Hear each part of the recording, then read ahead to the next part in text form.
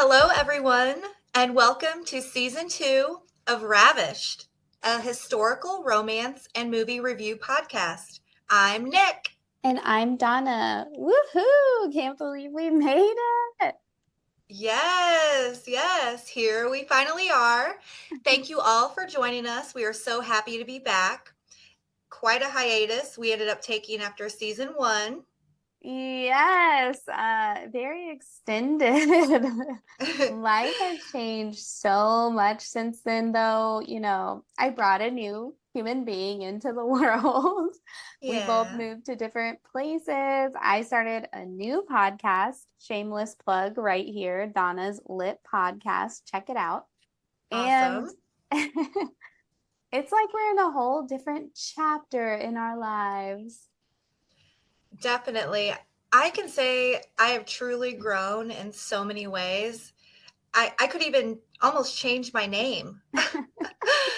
And I can't believe it's September already. It's like we're living different lives than 10 months ago for sure when we had our last episode. 10 hmm months. So a different chapter, yes. I do know, though, that we have been itching to get back to Ravished and share some romantic escapades we discovered while we've been away. So, opening our second season, we decided to review the 1985 romance film Out of Africa, starring Robert Redford and Meryl Streep. Yes. The film is loosely based upon the autobiographical novel Out of Africa, written in 1937, with additional information from the 1960 book Shadows on the Grass, both written by Baroness Karen Blixen, a Danish author who wrote about her time living in Kenya in the early part of the 20th century. This film was a box office smash, making over 227 million, which is Ooh. equivalent to over 631 million in today's money. To say it was successful is an understatement. The film even went on to win 7 Academy Awards and countless other accolades.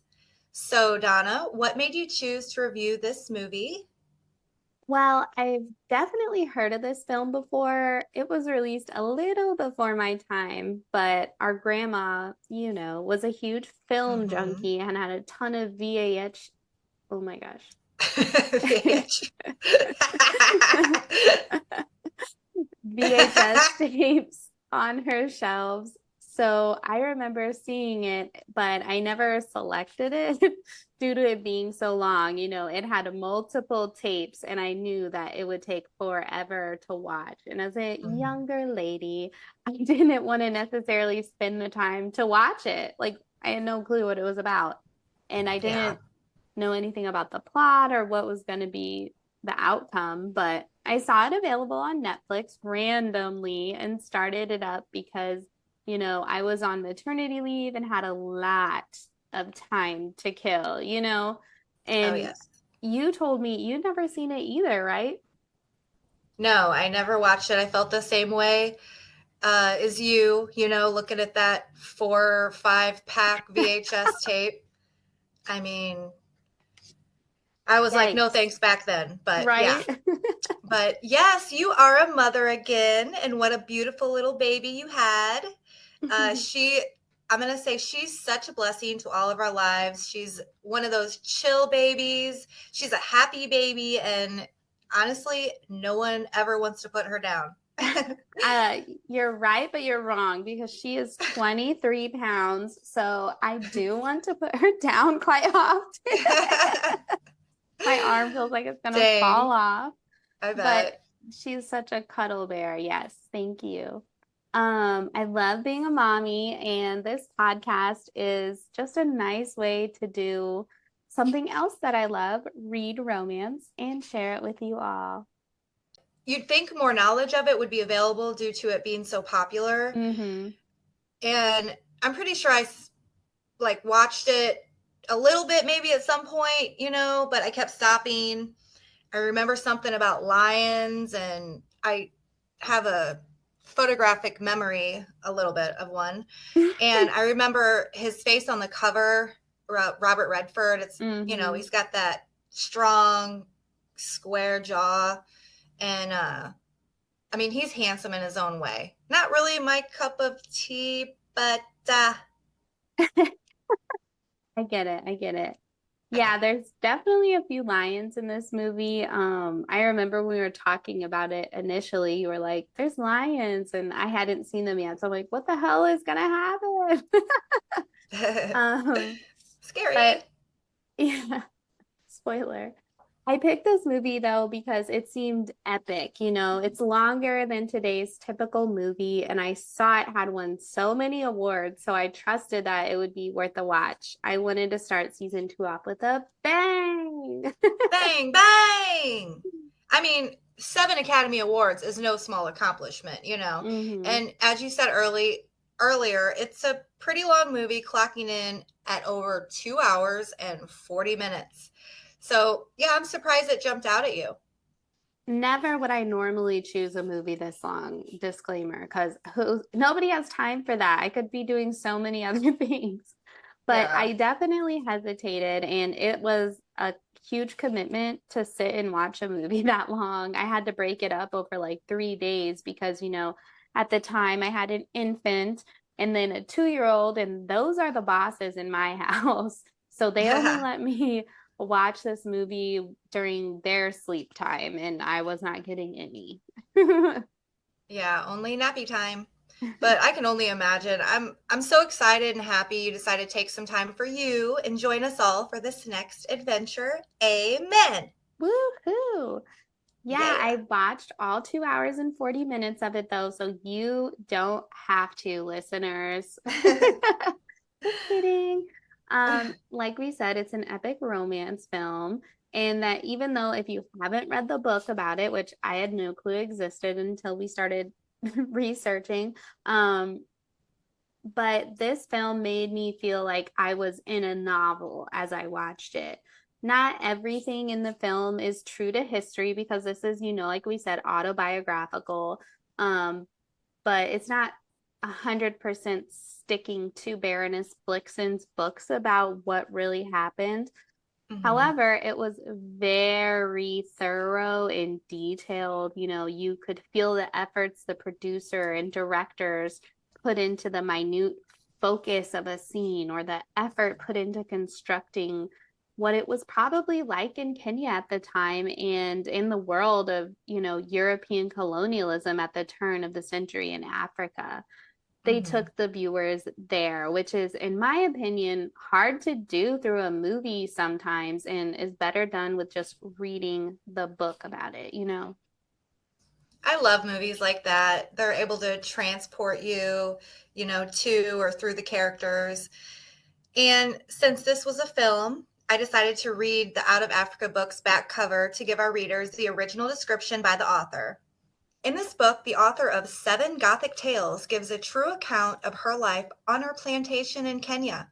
She tells with classic simplicity of the ways of the country and the natives, of the beauty of the Ngong Hills and coffee trees in blossom, of her guests from the Prince of Wales to Knudsen, the old charcoal burner who visited her, of primitive festivals of big game that were her near neighbors, lions, rhinos, elephants, zebras, buffaloes, and of Lulu, the little gazelle who came to live with her, unbelievably ladylike and beautiful. So, how do you feel that description holds to the movie's version, Donna? Unfortunately, we did not get any visits from the Prince of Wales or Knudsen, and I do not recall anything about Lulu the gazelle. Uh, what? They cut out Lulu? Savages! Wow, why? Yes, I know. And I just want to put out a disclaimer. If I incorrectly state anything in my review, blame my children. Okay, this is how I remember the film. Okay, so for our characters, we have the incomparable Meryl Streep as Karen Blixen. She's our main character who we see grow from a young lady into an established woman. She starts out looking for marriage in Denmark and traveling to Africa to marry a friend, Baron Blixen. Robert Redford plays Dennis. He's Karen's love interest who's American. But this detail is not accurate to history. Dennis was Danish. I think. He was not American, that's for sure. But Dennis is an adventurer and sort of a lone wolf. He doesn't want Karen to need him, and he doesn't feel love needs to be proven by grand gestures or anything. He didn't need a wedding ring to know that he was in a committed relationship. And he's just not your typical knight in shining armor. He's kind of a commitment phobe from how I interpreted his character. Sounds like a Next. simple man. Yes. Yeah. Yeah. But Thank you. not because he flies airplanes. So it's like there's something going on up there. Uh, Next, we have Klaus Brandauer, who plays Baron Blixen. So he's her husband, and he's a supporting character. He's not really in the movie very often, but he's not very likable either. So these are the three most frequent characters, but it really is mostly about Karen, obviously, because it's her autobiography. Yeah. And the other characters in the film, they're relevant, but not so much as to mention them. They're not worth mentioning. Okay. So, how did you enjoy watching Meryl Streep and Robert Redford in these roles? I mean, were they believable as a couple? So I enjoyed seeing them on screen. Meryl Streep is very endearing to me in like every single film I see her in. The only piece of work I've seen her do that I did not like her in was Big Little Lies, this HBO show. And it in no way was because she gave a bad performance. It was because she was so convincing as this super unlikable character she was portraying. And it made me just like, ugh, Meryl, what are you doing? Yeah. But in this film, she was outstanding with, her Danish accent, or what I think a Danish accent sounds like, because I've never heard one. And then Robert Redford embodied the idea I feel people around the world have of American men, very casual acting, a man of few Mhm. words, very adventurous, always chasing some risky thrill. And he also reminded me of Brad Pitt, which hubba hubba, hello, ding dong, you're gorgeous, Brad Pitt. Even, Hello. I mean, fine wine, just getting better with age. Yes. But but yeah, they both of these men have similar jaw lines, like you said earlier, real strong jawline, and then they're both Hmm. blonde. And Hmm. I don't know, every time I kept seeing Robert Redford, I'd picture Brad Pitt. Yeah. Yeah. Well, Meryl, she's a genius actress and I think she's nuts, but that's what makes her so special, and good and great. But her accents, in my opinion, they're a little cringy sometimes. Um, I can hear her voice with one of her accents, and it's, I think I shudder a little bit. Like, it's similar to Robin Williams' voice as Mrs. Doubtfire, Oh you my know? gosh, But Nick. anyway, I did find on Wikipedia that she is described by many as the best actress of her time. I can see that. So, yeah, I mean, she's great. Redford, he looks like Brad's great uncle, but I mean, Pitt, he is the most handsome man alive ever. I could watch his Hmm. movies my whole life long. And I mean, he's so beautiful and he glows. So they do resemble each other, but I just love Brad how wins. like we're totally just inserting Brad Pitt into this movie review. He It's so, fits in. I He mean, can fit in anywhere, Lord, anytime. Brad, Hi, so Brad. good looking. Shout out to Brad Pitt. Ooh, okay. Um, but I know you mentioned Meryl's accent. What's funny is according to IMDb, Meryl Streep actually listened to recordings of the real Karen Blixen to get her accent down. So she like studied it and tried to mimic it. So that's kind of funny that you thought she sounded like Mrs. Doubtfire. Oh my goodness. No offense, okay, guys? But As to your second question you asked, yes, they were very believable as a couple. And what I really liked about this movie, perhaps because it's based on real life, is that it wasn't, all rainbows and sunshine and Hmm. poop and glitter, for them as a couple. Meryl Streep pushed Robert Redford for commitment and she had her standards. And I was glad it wasn't a happily ever after as soon as they shared their first kiss. You know what I mean? Yeah. Yeah, that makes it more real. Uh, I mean, who relates with a perfect relationship, you know? And besides with God, of course.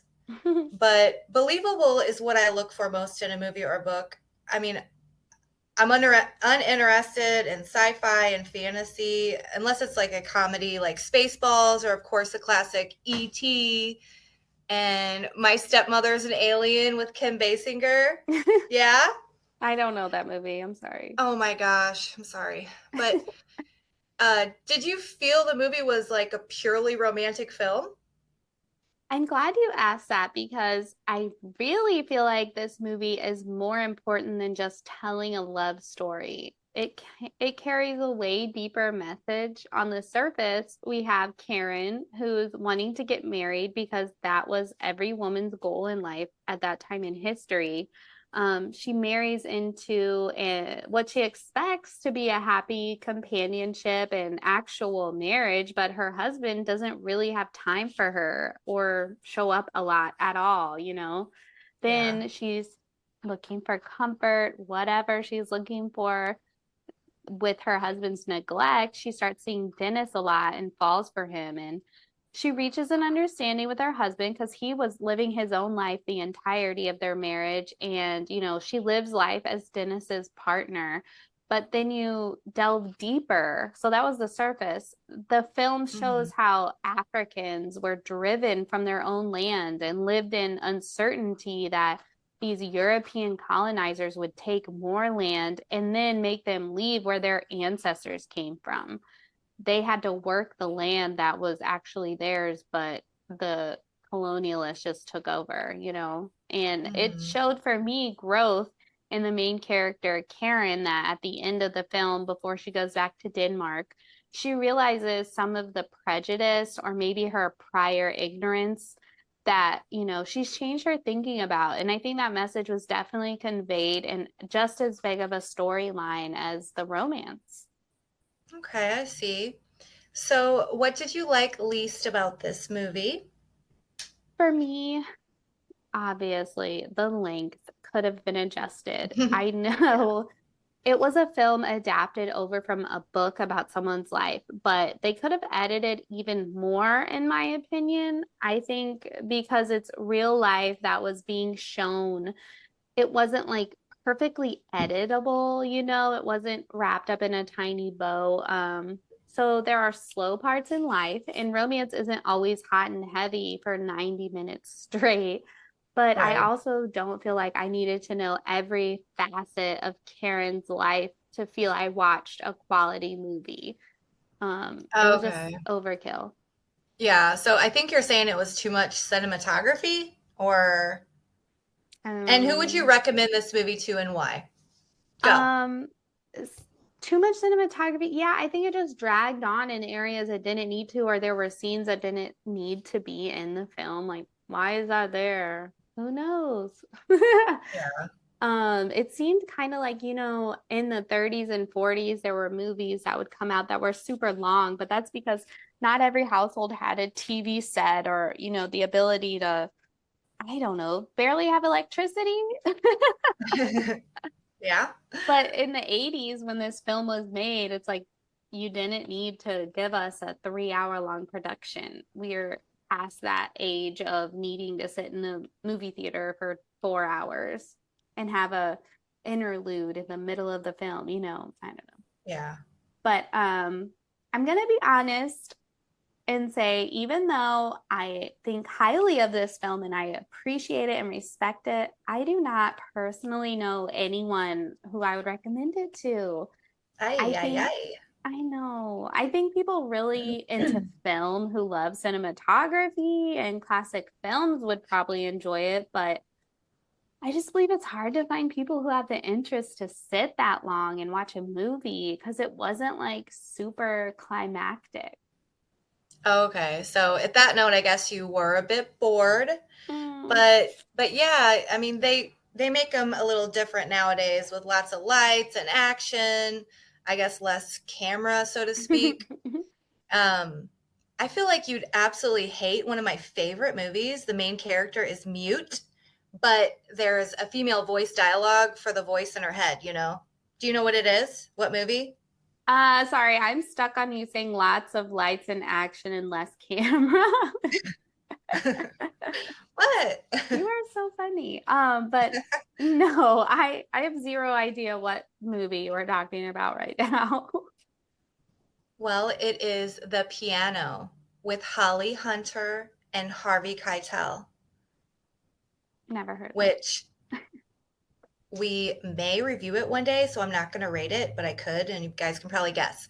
But it also was a VHS tape on Grandma's library shelf. Oh, now it's gone forever. Who knows where those went?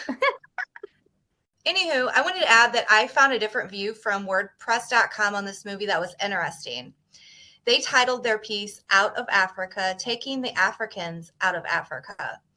They went on to describe the book being unfortunately different from the movie in the way that the three main African characters in the book that were strong and wise with a seemingly profound contribution, um, they were made out to be obedient servants in the movie.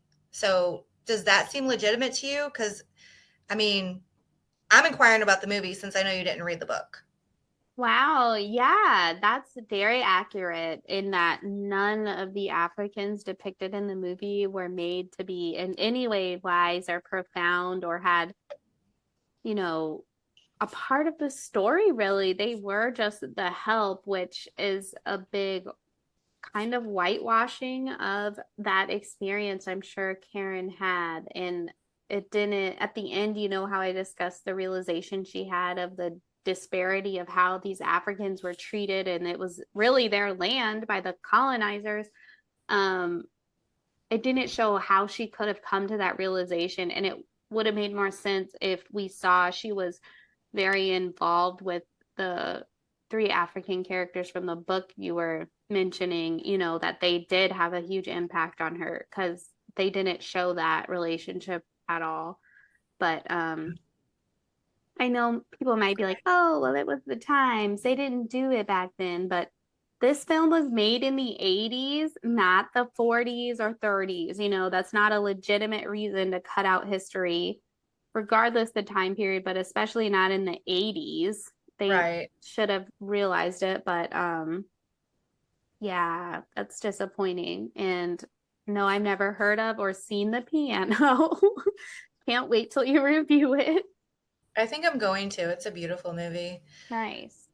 Um, what one other piece of interesting information, not that this movie was geared towards a belief it or anything, but is the actual theory of out of Africa. Have you heard what it is? No, Did I already ma'am. say this? No. Oh, the theory of out of Africa. Okay, you said no, ma'am. Uh, the out of Africa theory describes how Homo sapiens came from West Africans. It's like the theory of evolution, I think. That's what I looked up and I learned that. Hmm.